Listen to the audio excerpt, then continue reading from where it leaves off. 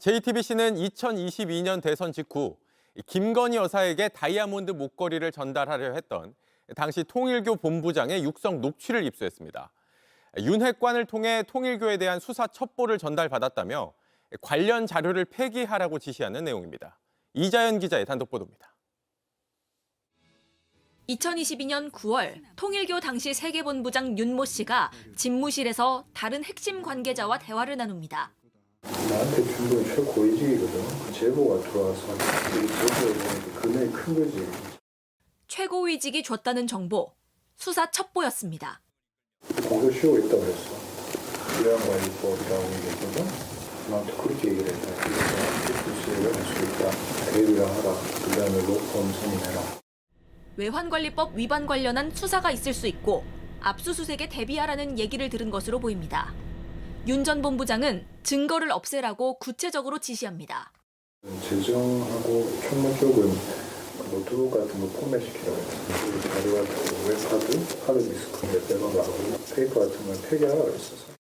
취재진은 2023년 녹취도 입수했는데 관련 얘기를 다시 꺼냅니다. 작년 10월 3일날 뭐 가서 좀 알아보고 그랬잖아. 그 경찰청에 제보를 했다니까 인지수사를. 경찰에 제보가 들어갔다는 사실을 통일교 간부에게 알려준 사람, 윤핵관이라고 말합니다. 누가 알려주는 윤핵관이 나한테 어떻게 내가 보고 있는. 경찰은 당시 통일교의 비자금을 해외로 반출하는 과정에서 불법 행위가 있다고 보고 내사를 하고 있었고 윤 전 본부장은 이와 관련한 수사에 대비했던 것으로 보입니다. JTBC 이자연입니다. JTBC가 입수한 당시 통일교 본부장의 육성 녹취에는 어르신을 통해 경찰 고위 간부를 소개받았다는 발언도 있습니다. 통일교 핵심 관계자는 이 어르신이 건진법사라고 밝혔습니다. 통일교가 건진법사를 통해서 경찰 간부와 접촉한 게 아닌지 의심되는 내용입니다. 김영민 기자입니다. 대선 직후인 2022년 당시 통일교 세계본부장 윤모 씨와 통일교 핵심 관계자의 대화 내용에는 경찰, 검찰에 줄을 대야 한다는 취지의 내용이 많이 담겼습니다. 로펌이 자금을 조금 서포트하더라도 이렇게 라인을 만들어가지고 관계 구축해놓으면 좋겠는데 일본은 그래도 공안이나 경찰 라인이 있거든. 이게 없잖아. 일본에는 통일교와 연결되는 검경 라인이 있지만 한국에는 없으니 만들라는 겁니다. 윤 전 본부장은 검경 라인이 필요한 이유도 말했습니다. 그 로펌 쪽이 제일 확실할 것 같은데 그 별건으로 해가지고 조금 이렇게 자금을 주더라도 이런 걸로 하면 어떡하냐. 그래야 뭐 압수수색 올 때 연락이 받아가지고.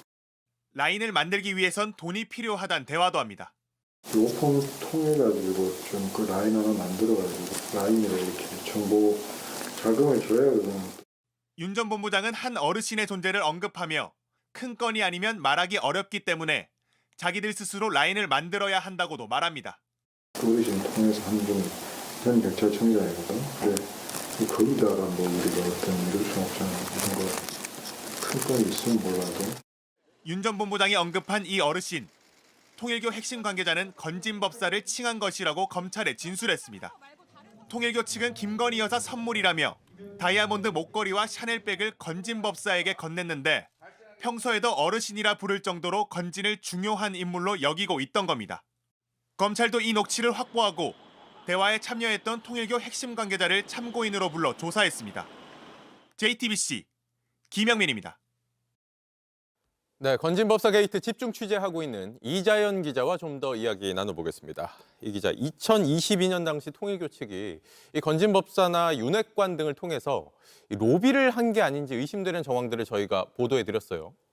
맞습니다. 그 로비의 목적과 관련해서는 이제 검찰이 윤 전 대통령 부부의 자택이죠. 서초동 아크로비스타를 압수수색할 때 그 수사 대상으로 일부 공개된 바가 있습니다. 네. 그 가운데는 저희가 단독 보도해드린 YTN 인수 민원 등도 포함이 돼 있었습니다. 자, 그런데 영장에 적시된 이 5가지의 현안들 외에도 당시 통일교로서는 어떤 자신들의 수사와 관련된 매우 급한 사안이 있었던 걸로 보이는 겁니다. 네. 그 오늘 들으신 녹취가요. 지난 2022년 9월 겁니다. 당시 상황을 좀 정리하자면요.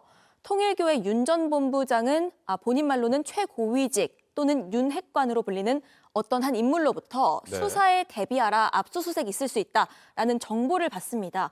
그러니까 수사 정보가, 수사 첩보가 센 거죠. 리포트에서 이와 관련해서 윤 전 본부장이 어떻게 자세히 지시했는지 그 육성을 전해드린 바가 있는데 실제로 그 지시 한 달쯤 뒤에 그 진행 사항을 다시 한번 확인하고 또 재촉하는 그런 내용도 있습니다. 들어보겠습니다. 네. 뭘 하냐? 그쪽에 배팅 좀 더 해줄 테니까 경찰이나 검찰 쪽 라인 안 주기로 했냐? 일단 진행하라 그러고 정보를 우리는 하루가 시급해. 네, 하루가 시급하다고 말하는데 당시에 통일교 측이 어떤 수사를 이렇게 우려하고 있었던 겁니까? JTBC 취재에 따르면 그 당시에 그 외국환거래법 위반 혐의로 수사받을 것을 가장 걱정하고 있었던 것으로 파악이 됐습니다. 네. 그 통일교의 자금을 해외로 반출하는 과정에서 어떤 문제가 생겼던 걸로 보이는 부분인데요. 실제로 윤 전 본부장이 맡고 있던 세계본부에서 나간 돈만 수십억에 달한다. 이런 얘기가 당시 나오기도 했던 걸로 전해지고 있습니다. 하지만 결과적으로 당시에 본격적인 어떤 수사로 이어지지는 않았던 걸로 보입니다. 네. 또 하나 짚어볼 게 이 녹취가 2022년 그러니까 통일교 측이 이 김건희 여사에게 다이아몬드 목걸이 선물 등을 전달하려 했던 시점이라는 거죠. 맞습니다. 윤석열 전 대통령의 임기 초반이죠. 저희가 쭉 그 내용들을 전해드리고 있는데요.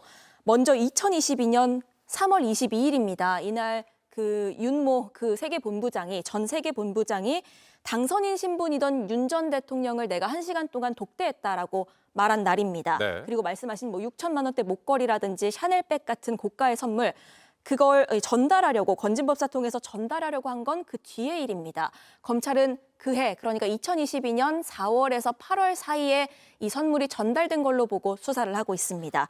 자, 그리고 9월부터는 지금까지 살펴본 이 수사 리스크에 대비해서 검경 로비까지 준비했던 걸로 보이는 겁니다. 그리고 이 모든 기간 동안 건진법사와의 인연은 쭉 이어져 왔던 걸로 보이는데요. 그해 연말에 그러니까 2022년 12월 27일입니다. 이 건진법사를 통해서 윤한홍 국민의힘 의원과 식사 약속까지 잡았던 걸로 검찰이 확인했습니다. 네.